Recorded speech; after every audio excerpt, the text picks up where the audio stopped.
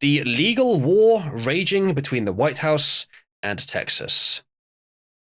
Just because the Supreme Court allowed the Biden admin some leeway last week, that doesn't mean Texas will lose in the end, lawyers say. Now, I believe they're talking there about the fact that the Supreme Court said that the federal government is allowed to cut the border fence, which was a marginal decision, 5-4. But bear in mind that any decision from the Supreme Court should not be viewed as a this is the right thing to do decision. It should be viewed as, according to our legal expertise, this is what is supported by the documents before us, which is sometimes the wrong thing to do, but for the right reasons. Sometimes it supports a better long-term situation, even though in the moment it's wrong.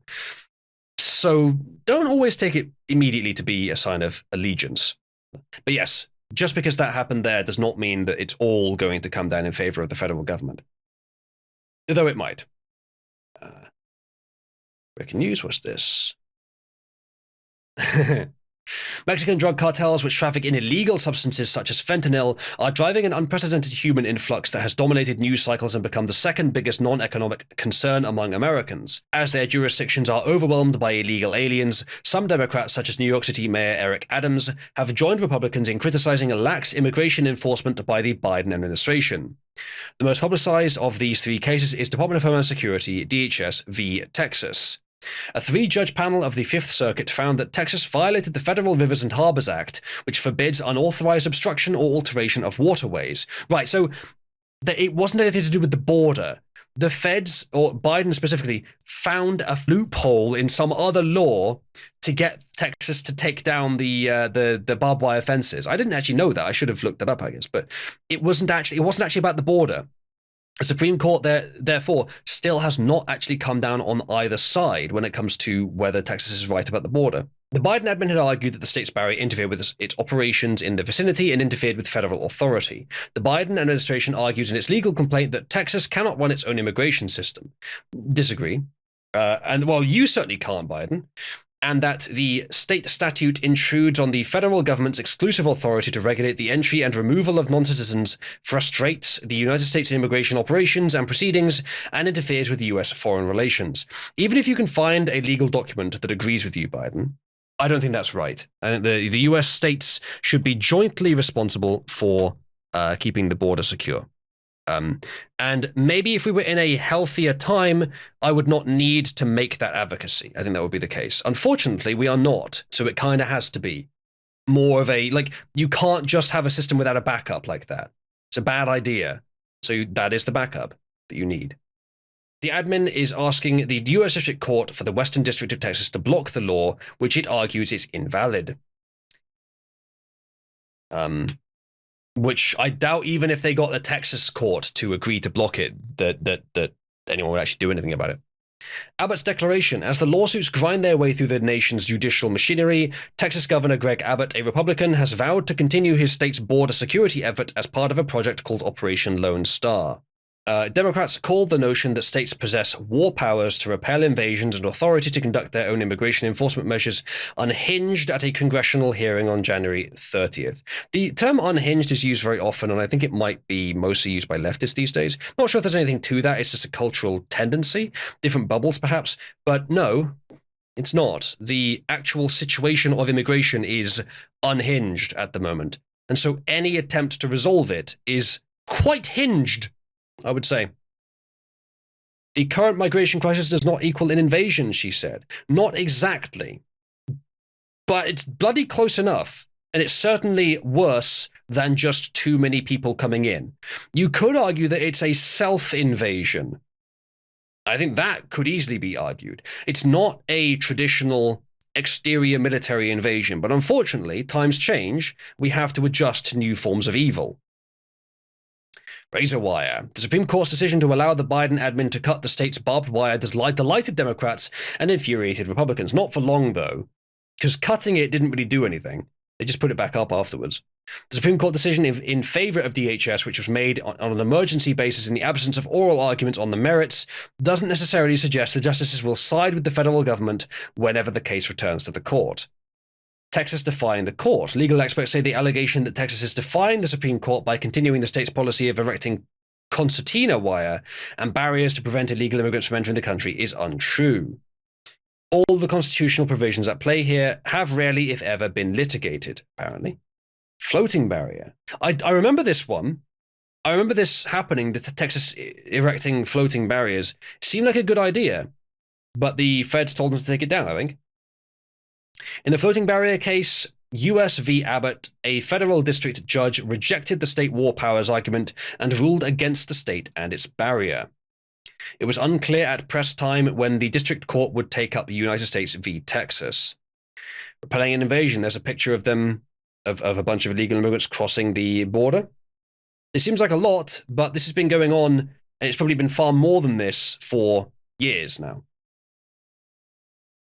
Mr. Abbott's argument that his state is entitled to defend itself against an ongoing invasion, which applies to all 3 lawsuits, is worth examining, Mr. Hayek said. Quote, I think it's unlikely that a governor of the state is going to say that, but that is the language that he's relying upon. Experts disagree. Legal experts differed in their assessment of the overall strength of Texas's legal position. And there's Joe, allegedly at the border. It's just a minor thing, but it's worth commending. The Texas, Greg Abbott of Texas, the governor, is continuing what looks very much like Trump's border wall. Here's some footage.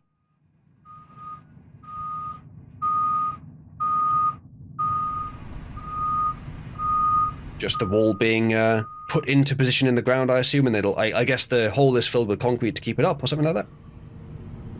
So yeah, it's either the same as or very similar to Trump's wall. So yeah, it's very good news. And this is from Greg Abbott himself, who says Texas made history as the first and only state to build our own border wall. Construction is ongoing. We will not back down from our efforts to secure the border. This is very good stuff, and I hope it continues, because it needs to for the US. But there is a few responses to this which were somewhat doubting it. Now, I saw these earlier and didn't get around to covering them, but it's worth having a look.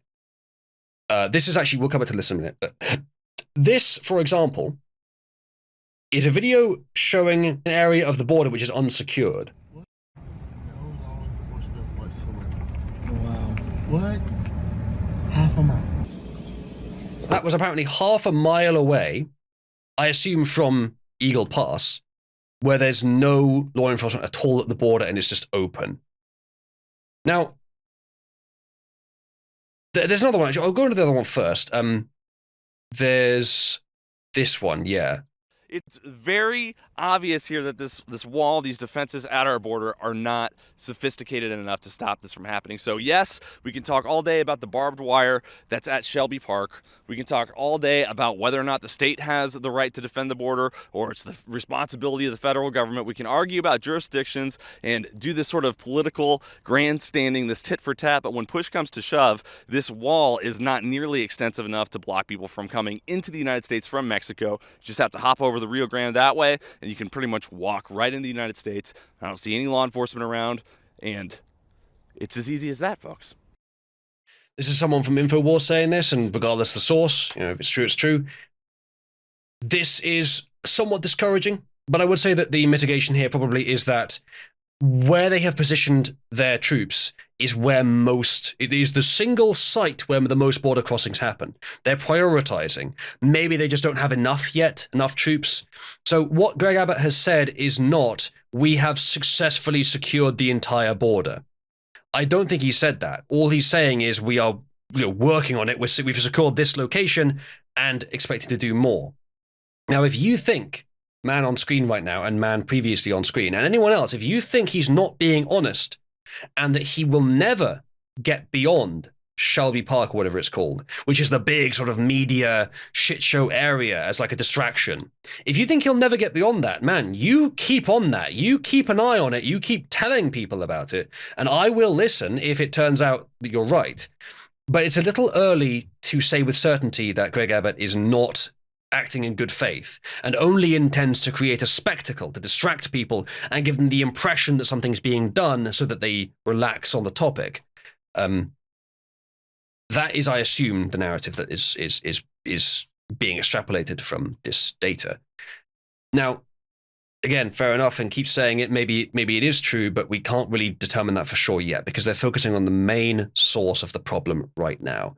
The statistics, I believe, is that according to the CBP, which is I keep forgetting what exactly it's called, Customs and Border Patrol, or whatever it's called, the federal agency in charge of the border, 300,000 encounters per month, 76,000 of those in Shelby Park, or what was the other name for it? Eagle Pass. That area. 76,000 were there. 300,000 across the entire border, 76,000 in one place. So yeah, I could see why they would focus their attention there. It's almost a third of all encounters in one location. Now, I'm not sure if, because the data on the second one it specifically said apprehensions, not encounters. I'm not sure exactly what the difference is, but still, it's not a small problem, and I expect that's what they're doing. They're focusing on where the problem is its strongest. But yes, so I think that's what's going on. Let's have a look at this. This is Texas Governor Greg Abbott's statement on the matter. Today, and all the governors across the entire United States of America who are standing with the right of states to assert self-defense. In furtherance of that self-defense, Texas is the only state in the history of the United States of America to build our own border wall. Texas has deployed our National Guard, who bravely stand guard night and day, and they erect these razor wire barriers. The National Guard has erected more than 100 miles of razor wire barrier that serves effectively to deny illegal entry. And they have... Let's have some footage of that now, actually. Here we have some illegals who previously we assume would have just walked over. In this footage, the music's unnecessary. In this footage, just skirting along the side. Now, I think what we're seeing here is in the background, that's the US. In the foreground, that's Mexico, covered with barbed wire. And this is Mexican immigrants trying to get past, but they can't because it's a proper barrier being established here. With a Texas, I assume, National Guard on the battlements, rather evocative of medieval warfare. But that's kind of what this is. So this is like, regardless, whatever you want to say about it's all for show. In this location, it's not. In this location, it's actually preventing some people from getting in. We've got plenty of footage of it. I'm curious how they got this footage. I assume it's a drone, but drones are brilliant for footage these days. Like if you need footage from a custom location, drones. But that means the drone is in Mexico's airspace, which I'm not sure if is that legal? But I guess I will make it legal. So yeah. Yes, they are shipping containers, Matthias. Not a bad choice if you want to just cover space quickly, I guess, with something that is immovable. Because a wall would require, I guess, concreting and construction equipment. But if you just want to like put it on the back of a lorry and just bring it there and then just dump it across the border, that's effective enough. It's nice and quick. I guess that's what's going on there. Maybe they filled the shipping containers with something as well to make them heavier. But I don't think it's necessary, really. I mean, this is right next to a river, so they're not going to get anything to bash them out the way, are they? Well, place mines on the border. Well, Britwid, it's not quite got to that point yet. I don't think it needs to either. You don't need to kill the people trying to come over the border to discourage them. You just need to make sure they can't. And that'll discourage them completely. You completely destroy the cartel's power on the border if you just close it. You don't have to kill them. You don't have to kill anyone, really. Of course, you should kill the cartel if they fuck around, but you don't have to kill the migrants. Just close the border, and they'll just go home. No problem at all. So, yeah, as Matthias says, exactly how long has this been going on? Does this midwit think Abbott can just snap his finger and make a wall appear? Well, as I said, I am glad for him to be doing the investigative reporting here, but he's jumping to conclusion a little too easily. So one other thing was this. Yeah, this is continuing Greg Abbott. This is from a few days ago. So he did actually announce that he was going to start building the wall a few days ago, and he's just been doing it ever since by the looks of it. At least from the footage that he himself has released. Nice big tall border wall. Chat, press 1 if all the border wall segments should have a big gold T on that flat metal bit at the top.